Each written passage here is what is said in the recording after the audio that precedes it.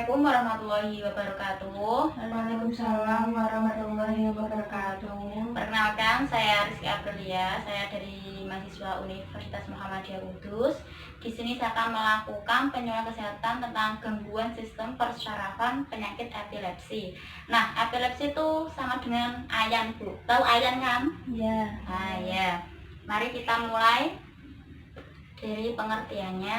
Nah, epilepsi adalah penyakit cerebral kronik dengan karakteristik kejang berulang akibat lepasnya muatan listrik otak yang berlebihan dan bersifat reversibel.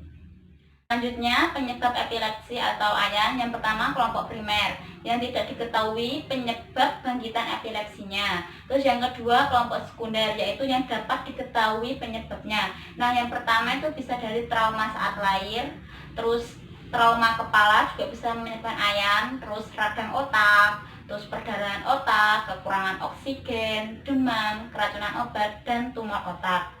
Nah, selanjutnya gejala epilepsi. Nah, yang pertama dia tuh akan kehilangan kesadaran, Bu. Nah, yang kedua tuh kejang. Ibu tahu kejang kan yang gimana? Iya. Ya, ibu ini pintar banget ya untuk matematik kejangnya. Iya. Iya dong, Bu. Terus selanjutnya produksi liur bertambah. Jadi netes terus gitu loh, Bu, air liurnya. Tahu kan? Iya, tahu. Iya, Oh. benar. Terus Iya. yang selanjutnya tertidur selama 2-3 jam setelah serangan, pulih setelah beberapa menit, jam, atau bahkan hari. Jadi kalau orang habis ayan itu biasanya tuh tidur, Bu. Oh. Itu sampai nggak sadar diri gitu loh, Bu. Kayak pingsan ya, Bu? Oh iya, benar. Terus selanjutnya mengeluh sakit kepala, capek setelah serangan. Nah, kalau habis ayan jantung kepalanya tuh sering sakit, Ibu. Nah, terus selanjutnya terjadi peningkatan tekanan darah, denyut nadi saat serangan. Terus sebelum serangan, pasien bisa mengalami aura seperti perasaan takut, mual, merasa melihat atau mencium mengetahui sesuatu, terus merasa aneh di suatu anggota badan. Terus yang terakhir terjadi perubahan tingkah laku seperti mudah marah, tersinggung, tegang, terus itu biasanya sebelum serangan. Ibu bisa suka marah-marah nggak?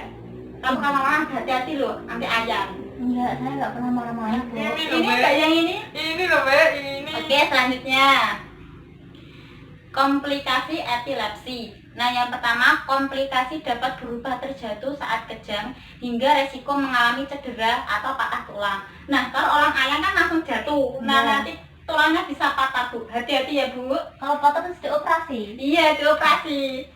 Iya. Yang kedua, komplikasi kesehatan mental yang sering timbul antara adalah depresi, kegelisahan, atau keinginan untuk bunuh diri. Wah, bahaya sekali kalau bunuh diri ya, Bu ya. Iya. Iya. Berdiri. Selanjutnya, ayo nomor 3, komplikasi juga dapat terjadi pada penderita epilepsi yang sedang hamil. Ada kemungkinan janin mengalami cacat saat lahir atau masa perkembangannya. Jadi kalau ada ibu-ibu hamil terus ayan, wah bahaya sekali itu, Bu. Bayinya bisa cacat saat lahir. Wah, bahaya Atau banget ya, Bu. Iya. Selanjutnya, komplikasi membahayakan nyawa. Nah, orang epilepsi kalau kekurangan oksigen kan bisa sesak nafas, Iya. bisa meninggal, Bu. Bahaya sekali. Bahaya.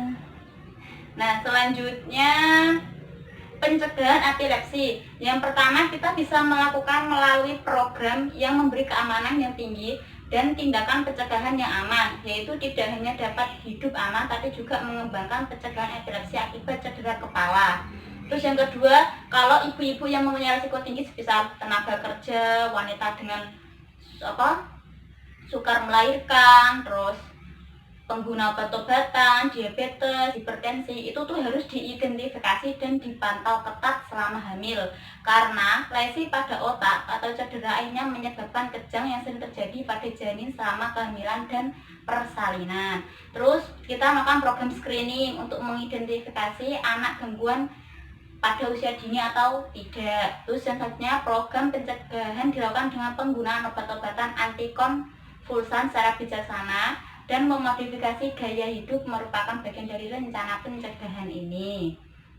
Nah, Pengobatan epilepsi yang pertama diberikan obat antikonvulsan atau dikenal juga dengan obat jenis ini dapat mengubah cara kerja dari pengiriman sinyal atau pesan dari sel otak. Nah, contoh dari obat ini tuh yang pertama itu valproat, terus carbamazepine, terus lamotrigine, clobazam, levetiracetam, dan topiramate. Nah, lama pengobatan penggunaan jenis obat epilepsi ini tuh tergantung dari etiologi dan ringan apa beratnya. Nah, kalau ringan itu biasanya selama 2 sampai 3 tahun tuh sudah cukup. Nah, kalau berat itu bisa sampai 5 tahun. Nah, penghentian obat ini tuh harus dilakukan secara bertahap. Nah, yang kedua itu tindakan pembedahan. Nah, misal kalau kejang ayan itu sudah dilakukan obat kok tidak ada efek, maka kita dilakukan pembedahan. Nah, seperti itu Bu. Apakah ada yang ditanyakan kembali? Tidak, Bu, sudah jelas semua. Alhamdulillah. Nah, sebelumnya saya mau membagikan leaflet tentang epilepsi, nanti di rumah bisa dibaca-baca nggih. Iya, Monggo terima Ibu. kasih. Nggih. Saya pamit undur diri. Maaf bila ada kesalahan. Wassalamualaikum warahmatullahi wabarakatuh. Waalaikumsalam warahmatullahi wabarakatuh.